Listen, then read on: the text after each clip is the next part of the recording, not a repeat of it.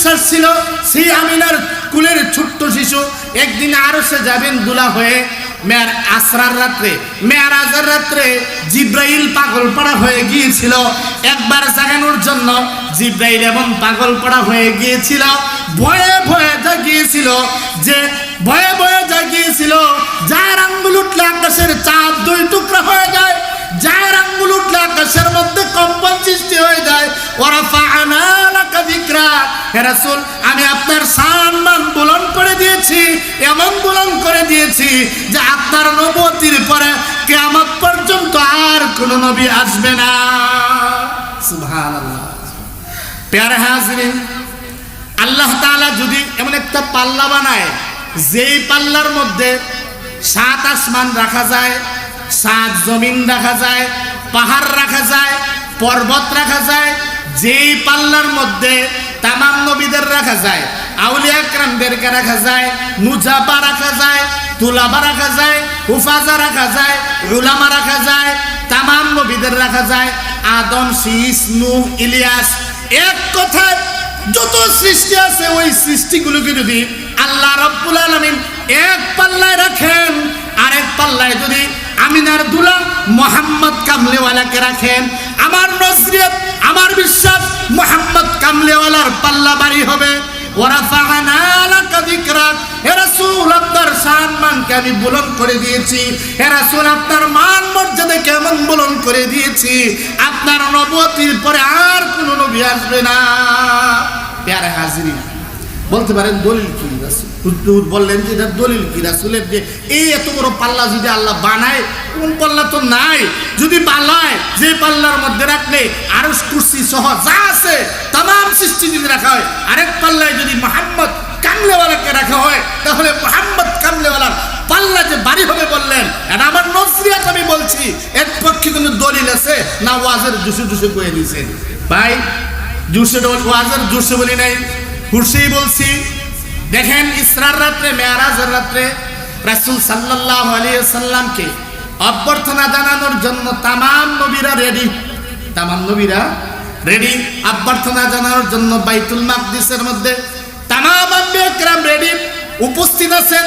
আবুল বশর আদম উপস্থিত, নূহ পয়গম্বর উপস্থিত, এমনি ভাবে শীস পয়গম্বর উপস্থিত, এমনি ভাবে ইলিয়াস পয়গম্বর উপস্থিত, সুলাইমান পয়গম্বর উপস্থিত, ইউসুফ পয়গম্বর উপস্থিত, তামাম নবীরা উপস্থিত আছেন এই জায়গার মধ্যে রাসূলকে অভ্যর্থনা দেওয়ার জন্য। যারে অভ্যর্থনা দেওয়া হয় সেই শ্রেষ্ঠ হয়ে থাকে, ঠিক কিনা? যারা অভ্যর্থনা দেওয়া হয় সেই শ্রেষ্ঠ হয়ে থাকে। সমস্ত নবীরা অভ্যর্থনা দেওয়ার জন্য রেডি। জিব্রাইল রাসূলকে নিয়ে গেলেন। জিব্রাইল যখন রাসূলকে নিয়ে গেলেন, প্যারা হাজরিন, ওখানে শুধু তামাম নবীরা ছিলেন এমন নয়, ওখানে তামাম ফেরেশতাগুলো ছিল, ওখানে আপনার হুর গিলমান ছিল, সবাই অপেক্ষমান, তামাম নবীরা অপেক্ষমান, সব নবীরা অপেক্ষা করতেছে। সবাইকে বললেন জিব্রাইল কাতার বন্দী হওয়ার জন্য। সবাই কাতার বন্দী হয়ে গেল। ইমামতি কে করাইবেন? অধীর আগ্রহে আছে, ফেরেশতারা চাই আছে কে ইমামতি করাইবে, তামাম নবীরা চাই আছে কে ইমামতি করাইবে। এমনভাবে হুর গিলমান তামাম সৃষ্টি চাই আছে কে আজকের ইমামতি করাবে। প্যারে হাজিরিন, আকসার মুসল্লা পর্যন্ত অধীর আগ্রহে কে আমার মধ্যে আসবে। প্যারে হাজিরিন, আল্লাহ বলেন ওয়ারাফা'না লাকা যিকরাক, হে রাসূল আপনার সম্মান বুলন্দ করে দিয়েছি, হে রাসূল আপনার সম্মান বুলন্দ করে দিয়েছি।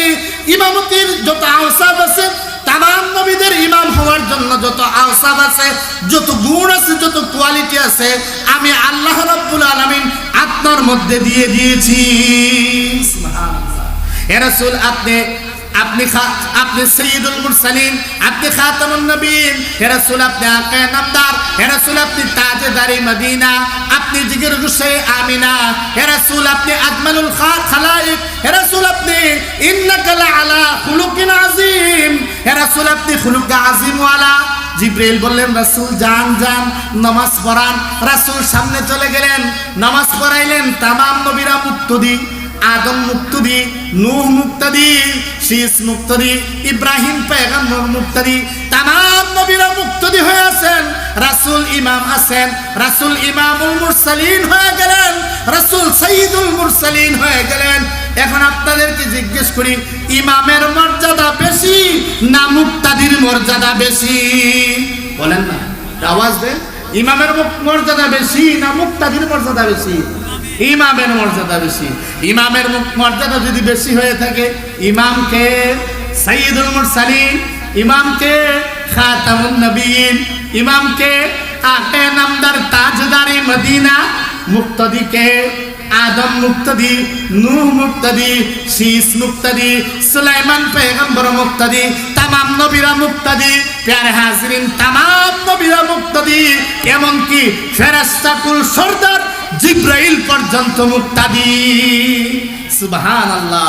জিব্রাইল মুক্তাদি হইয়া রাসূলের পিছনে নামাজ পড়লেন। বোঝা গেল জিব্রাইল থেকে রাসূলের মান বেশি। আদম রাসূলের পিছনে মুক্তাদি হয়ে নামাজ পড়লেন। বোঝা গেল আদম থেকে রাসূলের মান মর্যাদা বেশি। ঠিক কিনা ভাইয়ের আমার? এ কারণে পৃথিবীর মধ্যে আল্লাহর সৃষ্টির মধ্যে সবচেয়ে সম্মানিত জামাত হচ্ছে নবীদের জামাত। আর যিনি নবীদের ইমামতি করাইলেন, বোঝা গেল নবীদের থেকেও শ্রেষ্ঠ নবী হচ্ছেন খাতামুল মুরসালিন, সাইয়্যিদুল মুরসালিন, আকে নামদার মদিনা কি তাজদার মুহাম্মদ আরবি সাল্লাল্লাহু আলাইহি ওয়াসাল্লাম। আল্লাহ বলেন, ওয়ারাফা'না লাকা যিকরাক, হে রাসূল আমি আপনার সম্মানকে বুলন্দ করে দিয়েছি। হে রাসূল আমি আপনার সম্মান মর্যাদাকে চির উঁচু চির বুলন্দ করে দিয়েছি। সব হাইসিয়তে রাসূল শ্রেষ্ঠ। বলতে পারেন, ইউসুফরে তো আল্লাহ তাআলা পৃথিবীর অর্ধেক সৌন্দর্য দিয়েছেন, আমার রাসূলকে কি সৌন্দর্য দিয়েছেন? প্যারা হাজরিন, আমার রাসূলের সৌন্দর্যতার সামান্য একটু বলি। অনেক বাচ্চা আছে দূর থেকে দেখতে সুন্দর লাগে, কাছে গেলে সুন্দর লাগে না। আমার আপনার রাসূল দূর থেকেও সুন্দর, কাছে থেকেও সুন্দর। আমার রাসূলকে মা আমেনা দেখা, আমার রাসূলকে মা আমেনা দেখা বলতেছে, জীবনে বহু বাচ্চা দেখলাম, আমার জীবনে বহু বাচ্চা দেখেছি, কিন্তু আমার সন্তান বলে কথা নয়। আমার লাড়কা মুহাম্মাদের চেয়ে সুন্দর কোন লাড়কা আমি জীবনে কোনোদিন দেখি নাই। এটা কার কথা? মা আমিনার কথা। হালেমা বলে, ও আমেনা, তুমি কত বাচ্চা দেখছো? তুমি বেশি থেকে বেশি তোমার কওমের বাচ্চাগুলো দেখছো। তুমি সম্ভ্রান্ত ঘরের মানুষ, বাহিরে ফ্যামিলির বাহিরে কোথাও যাও না, তোমার আত্মীয় স্বজনের বাচ্চাগুলো দেখছো। আমাকে জিজ্ঞেস করো, আমি দুধ পান করানোর সুবাদে শুধু মক্কা নয়, শুধু মদিনা নয়, তামাম আরব ঘুরে ঘুরে দেখেছি। আমি হালিমার চোখের দেখা সবচেয়ে সুন্দর লড়কা, হাসিন লড়কা এই বালক মুহাম্মদ সাল্লাল্লাহু আলাইহি ওয়াসাল্লাম। আব্দুল মুত্তালিব বলে, আরে আমিনা, আরে হালিমা, তোমরা আর কয় বাচ্চা দেখছো? তোমরা বেশি থেকে বেশি আরবের বাচ্চাগুলো দেখছো। আমাকে জিজ্ঞেস করো, আমি ব্যবসার উদ্দেশ্যে শাম যাই, সিরিয়া যাই, পৃথিবীর আনাচে কানাচে ঘুরে বেড়াই, আমার চোখের দেখা, আমার চোখের দেখা বহু মানুষ আমার কাছে বাচ্চা দেয়, আমি দোয়া দেই, আমি ফু দেই, কিন্তু আমার চোখের দেখা সবচেয়ে সুন্দর লড়কা, আমার চোখের দেখা সবচেয়ে হাসিন লড়কা আমার নাতি মুহাম্মদ সাল্লাল্লাহু আলাইহি ওয়াসাল্লাম। জিব্রাইল বলে, তোমরা আর কত বাচ্চা দেখছো? তোমরা হয়তো তোমাদের হায়াতে জিন্দেগি যতটুকু পাইছো তত বাচ্চা দেখছো, এর বেশি তো না। আমাকে জিজ্ঞেস করো, আমি কখন থেকে সৃষ্টি হয়েছি, আমি কখন থেকে দেখতেছি? আমি তো আদমকে আর ফরমায়না কাটতে দেখেছি, আমি তো নূহকে কুষ্টি তৈরি করতে দেখেছি, আমি তো ইব্রাহিমকে সাগরের, ইব্রাহিমকে আগুনের মধ্যে চাপ দিয়েছি তাকেও দেখেছি, আমি তো ইসমাইলকে ছুরির নিচে শুয়েছে তাকেও দেখেছি, আমি তো ওই ইউসুফের সৌন্দর্যতা দেখেছি যে ইউসুফের সৌন্দর্যতা দেখা মিশরের মহিলারা হাত কেটেছিল। ওয়াকাত্তা'না আইদিয়াহুন্না, মিশরের মহিলারা ইউসুফের সৌন্দর্যতা দেখে হাত কেটেছিল।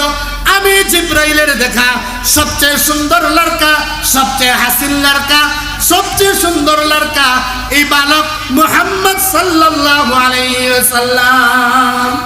আল্লাহ কি বলেন? আল্লাহ বলেন, হে কায়নাত ওয়ালা, হে কায়নাত, হে সৃষ্টি, আমার যত সৃষ্টি আছে শোনো, আমি আল্লাহ রব্বুল আলামিন মুহাম্মদ আরবিকে যে ফরমা দিয়া বানাইছি, এই ফরমাই তো রাখি নাই, আমি তো মুহাম্মাদের চেয়ে সুন্দর কোনো সৃষ্টি করি নাই, তাহলে মুহাম্মাদের চেয়ে সুন্দর তুমি দেখবা কই থেকে? আমি সৃষ্টি করলে না দেখবা, আমি তো মুহাম্মাদের চেয়ে সুন্দর কোনো সৃষ্টি করি নাই। সুবহানাল্লাহ। আল্লাহ বলেন ওয়া রাফা'না লাকা যিকরাক, হে রাসূল আপনার নামের চর্চাকে আমি বিস্ময় করে দিয়েছি, আপনার সম্মান বুলন্দ করে দিয়েছি এবং বুলন্দ করে দিয়েছি। পৃথিবীর সেরা সুন্দর আকমালুল খালায়েক, সৃষ্টির মধ্যে যত সুন্দর আছে সব সুন্দরের শ্রেষ্ঠ সুন্দর আপনি। প্রিয় হাজিরিন, রাসূলের সৌন্দর্যতার কথা কি বলবো? রাসূলের সৌন্দর্যতা, রাসূলকে বলছিলাম দূর থেকে দেখলো সুন্দর, কাছে থেকে দেখলো সুন্দর।